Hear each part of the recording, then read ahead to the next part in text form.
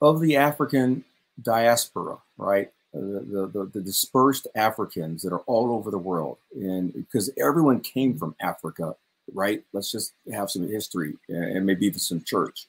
You know, we all came from the cradle of civilization there on the continent of Africa. And Africa is a continent, right? It's made up of 58 countries, I believe. The most populated of which is Nigeria, at about 215 million people in Nigeria alone. And I think it's around the size of Texas or so.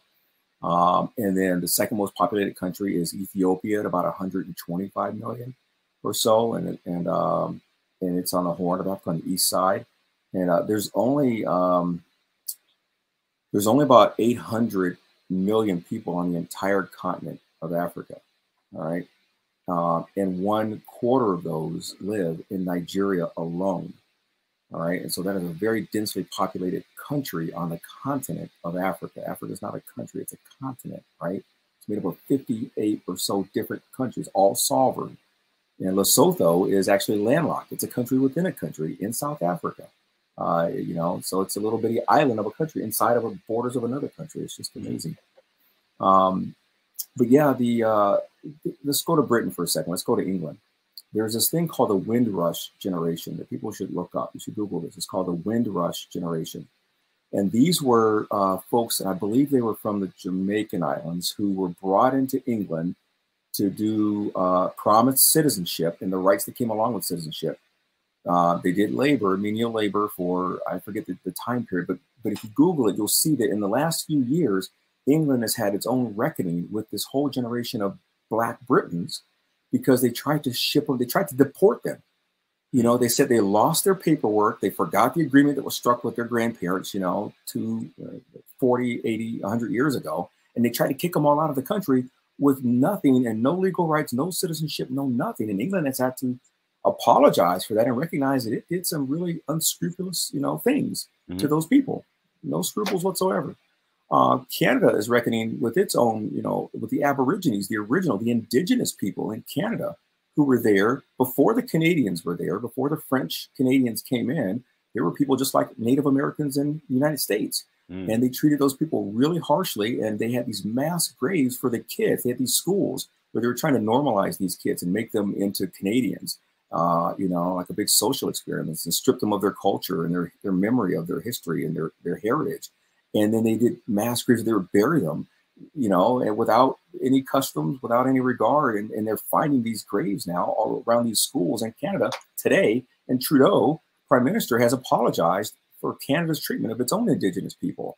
And then if you go to Australia, right, and look at the Aboriginal people there, they are getting the same kind of treatment, man. And I can go on, right, about how melanated people, the African diaspora all over this globe, has received very similar treatment from different countries who were all basically colonizing them and trying to take their wealth and strip them of their heritage for their own personal profit. And it's not unique to America. You know, and hearing you say that, James, because I was aware of some of that, but this is interesting because I'm a big proponent of unifying, regardless of where we come from. Different countries, continents. I think all of us should kind of try our best to be on the same accord, because I'm, you know, being on YouTube, reading articles and talking to people. Sometimes I'll have an interaction with an African brother or sister who may see themselves as being different than me. And I'm all about unifying and knowing a little bit about history. In my mind, I'm thinking, well, regardless of what you want to talk about, you guys have kind of been treated the same way, you know? So I think figuring out a way to remove some of those barriers can help all of us. You know what I mean? Yeah, of course. I mean, you know, Bob Marley sang about it, right? Africa Unite, right? That was a song, right? Marley was trying to do the same unification. You know, how beautiful it would be, you know, to see the unification of Africa, right? I'm trying to remember the lyrics right now. It's a great song. It's in my head. I'm humming it right now. It's a beautiful song. Africa Unite is kind of the chorus. But yeah, it would be a beautiful thing. But here's what I've learned about humans, right? And if you look at places like Rwanda, where, you know, one tribe of Africans was trying to exterminate, through genocide, another tribe of Africans. To say black on black crime is not unique to America. I mean, it happens in Africa. When it gets down to it, between the different tribes, they have intertribal or warfare as well. That's been going on as well. So that's a human trait. I'd say the Europeans have taken it to a new historic level when harvesting the manpower and the souls of Africa for its own production in the sugar fields. Sugar is where it really started, the sugarcane fields, right? Because Europe wanted its sugar, and so it's hard to take sugar out of sugarcane. It's a very laborious process, and so in the European colonies in Jamaica and was Haiti before Haiti got its independence in 1894 or whatever, through Toussaint Louverture, right, in the Haitian Revolution, the Black Jacobins, and America was sugar, then it became cotton, and other crops to the textiles. So if you look at a lot of the wealth of Western Europe, it came on the backs of African Americans and other, melanated people in these colonies, which were British colonies. So it's about history now. We've got to know how this has all happened to us, and it's happened all over the world. It's funny you say that, because that was one of my next questions. So James, a part of me doing what I do now, the passion I have now, speaking to my people, trying my best to convey different levels of empowerment that can help us, all came from me learning history. I'm a brother who grew up in the hood, man, had 2 kids by 18 years old, drugs and everything around me. So I had a particular environment that did some things to me. And when I began waking up and seeing things, it was upsetting to me when I learned my history. When I said, hey, the young men around me are selling crack and doing all these things. These things are horrible. I see the results of them. And I learned that there may have been outside forces that help with some of these things. It was heartbreaking, and it made me want to do something. So speak to me about all of us, regardless of where you come from. I'm speaking about the United States right now. All Black people in this country learning our history. Like, how do you think that can help, regardless of what you do for a living? How do you think that can help just knowing like the root of certain things that you're looking at? Oh man, it's everything. It is everything. I'll just give you a couple of different versions of the same sentiment, the same thought. The Bible says in John 18:32 that you shall know the truth, and the truth shall make or set you free. Okay, that's the Judeo-Christian Bible. That's how it speaks in the New Testament in John chapter 8, verse 32. If you look at, let's take Frederick Douglass.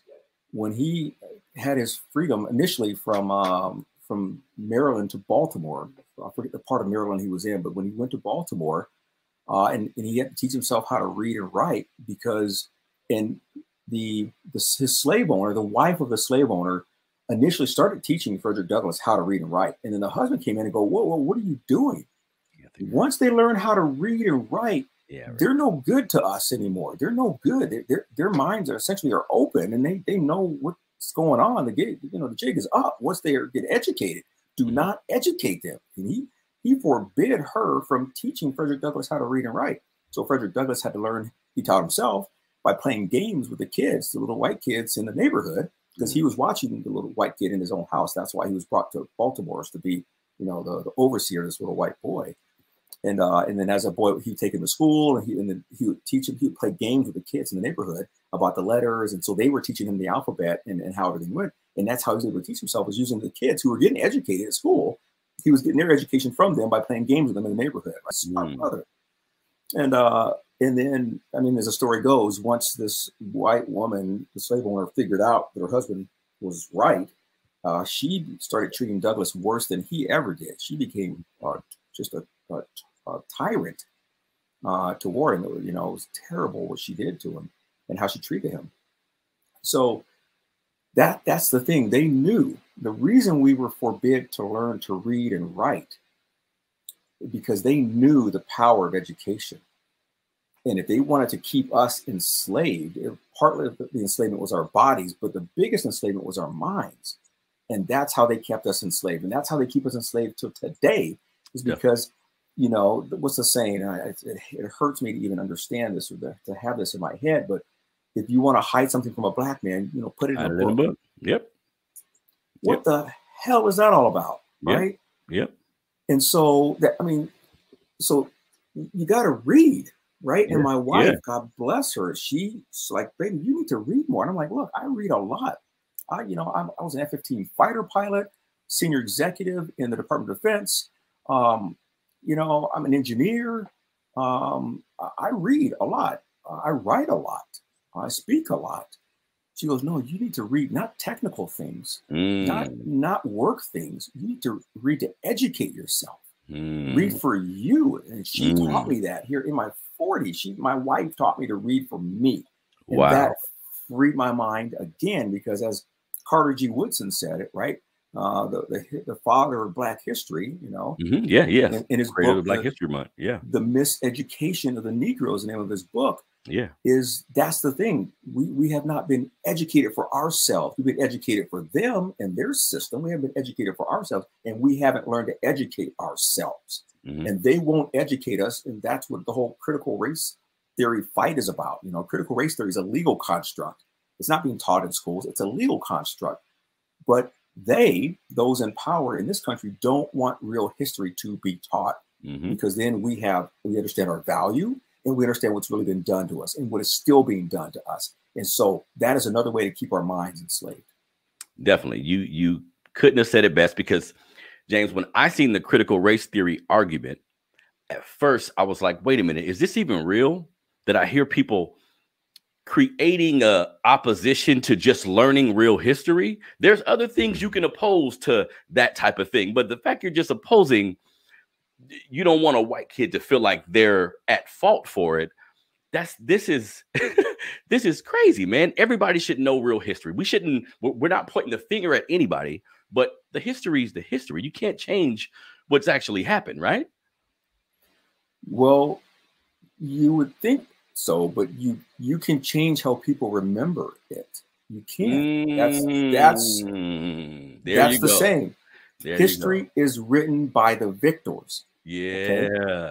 Let's not sleep on this. And so you can change how people remember it, and how they